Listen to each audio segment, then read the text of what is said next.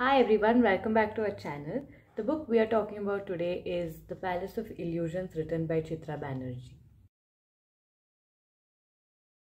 Chitra Banerjee is an Indian-American author, poet, and currently a professor teaching in University of Houston Creative Writing Program. So this novel is a story of the timeless epic Mahabharata. Our guest speaker Aishwarya Menon has already reviewed Jaya by Devdutt Pattanaik, which is a modern retelling of the epic. This is the same story except in the heroine's perspective.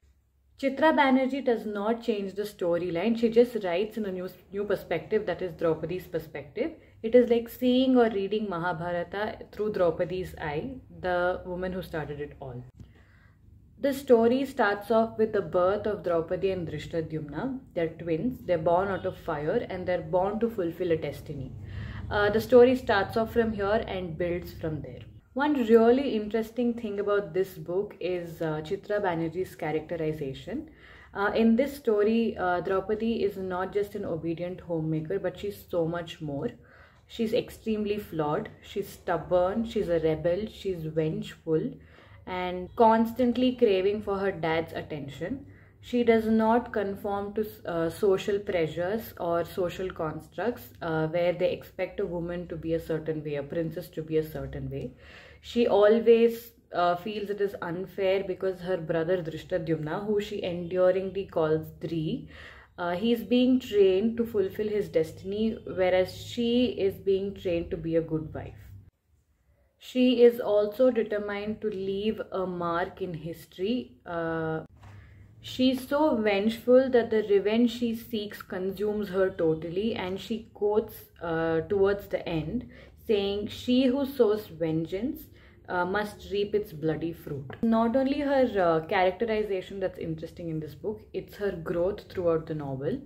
From being a rebel princess to the queen of all times. She becomes so mature towards the end and so spiritual that she says there was an unexpected freedom in finding out that one wasn't as important as one had always assumed. Another interesting element in this book or Chitra Banerjee's writing is how she narrates the dynamics of certain relationships, and my favorite among them is Draupadi and Krishna's platonic relationship. They share a very sweet friendship and she's always confiding in him, seeking comfort from him, and she thinks that Krishna is the only person who is always truthful to her and is always telling the things the way they are.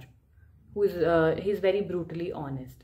And she is so emotionally attached to Krishna, that even towards the end when she's dying, she's thinking of her happy memories, and all she can think of is the moments that she spent with Krishna. Another such interesting relationship is Karna and Draupadi's secret love. Karna is the estranged sixth Pandava brother that they didn't know about. And Draupadi is always longing to see him, is always craving for his attention. In the real Mahabharata, there is no real romance between Draupadi and Karna, but Banerjee builds it from popular folklore, and she explores the love between them, which forms a very critical part of the novel. The name of the novel, The Palace of Illusions, is actually a very important part of the novel. This Palace of Illusions is Draupadi's palace, which is extremely close to her heart, and she claims it to be the only palace where she feels at home. This is the palace that sparks off the great war that is Kurukshetra. Duryodhana visits this palace and is extremely jealous of the extravagance and grandeur of the palace, and he wants to build it exactly the same way. And when he is walking around, he falls, and that is when Draupadi laughs looking at him, and Duryodhana's ego is extremely hurt, and this is how the war somewhat starts to begin, and that is why Draupadi is called the woman who started it all.